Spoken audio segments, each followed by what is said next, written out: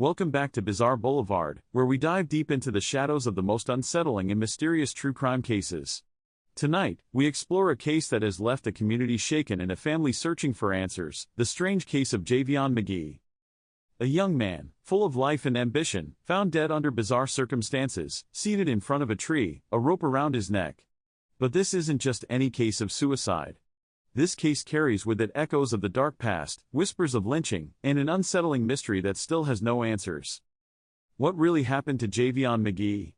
And why does his death feel so wrong? On the morning of September 11, 2024, a call was made to 911 in Vance County, North Carolina. The voice on the other end, calm but certain, described a horrific sight: a young man, seated at the base of a tree, with a rope wrapped tightly around his neck. He wasn't breathing.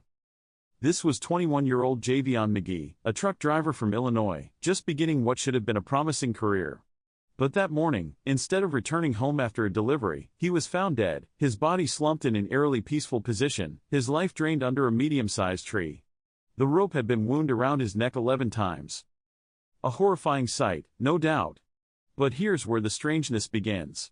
Why would a young man, with no known signs of depression or suicidal thoughts, travel hundreds of miles, purchase a rope, and then choose a quiet spot to end his life? The immediate response from local authorities seemed conclusive: suicide. But those closest to Javion, his family, his friends, knew that something didn't add up. This wasn't just another tragic case of mental health, they said. There was something darker at play. You see, Vance County is no stranger to darkness.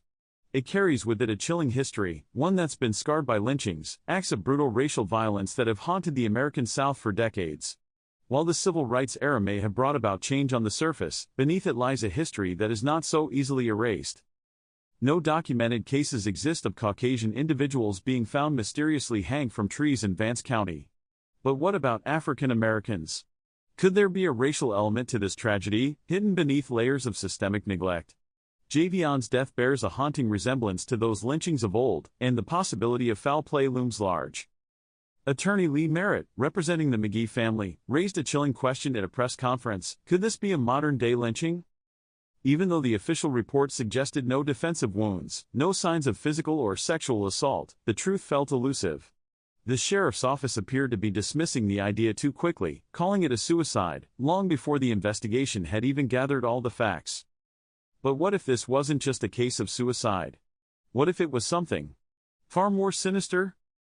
Javion's final hours are captured in a timeline constructed from GPS data, surveillance footage, and witness statements. On the surface, everything seemed normal. He was doing his job, making deliveries.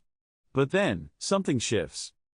At 6:11 p.m. on the evening before his body was found, Javion walked into a Walmart in Henderson, North Carolina. What he bought has sent chills down the spine of investigators and his family alike: a blue Ozark Trail rope. The same rope that would later be found wrapped around his neck. What was Javion thinking when he purchased that rope? Was he planning his own death, as authorities suggested? Or was there something, or someone, compelling him to buy it? Before leaving the store, something even stranger happened. Javion gave $228 to a homeless man outside the Walmart, telling him, "If I had more, I would give it to you." The man, Patrick West, later described Javion as completely normal: no signs of distress, no indication of what was to come. And then, just a few hours later, Javion drove to a tractor repair shop, turned off his truck, and walked into the woods, holding something in his hands. What did he take with him into those woods? And why did he return, empty-handed, only to sit in his truck for 30 minutes before walking back into those woods? Alone? What was waiting for him there? This case raises more questions than answers. Why would a young man with his entire life ahead of him end it in such a tragic way? Could he have been lured, tricked, or coerced? Or was he battling demons no one saw coming? The most disturbing theory is one that harkens back to the racial violence that has scarred this part of the country. Was this a hate crime, disguised as a suicide?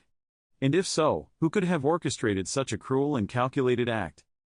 The sheriff's office may have been too quick to dismiss these possibilities, but the Magee family isn't backing down. They're pushing for an independent autopsy, demanding accountability and transparency. Attorney Harry Daniels echoed their frustration, saying there were no signs in Javion's life that pointed to suicide. The family's determination is clear: they won't rest until they uncover the truth. The community has rallied around them, calling for answers. But for now, the question remains, what really happened to Javion Magee? As the investigation continues, one thing is certain, this case is far from closed. The truth about what happened in the quiet woods of Vance County that night is still shrouded in mystery. Was it a tragic suicide, or was there something far more disturbing lurking beneath the surface? Stay tuned as we continue to follow this case and bring you updates. If you have any thoughts or theories, drop them in the comments below. And if you're new to Bizarre Boulevard, don't forget to subscribe and hit that notification bell so you don't miss our next deep dive into the darkest corners of true crime.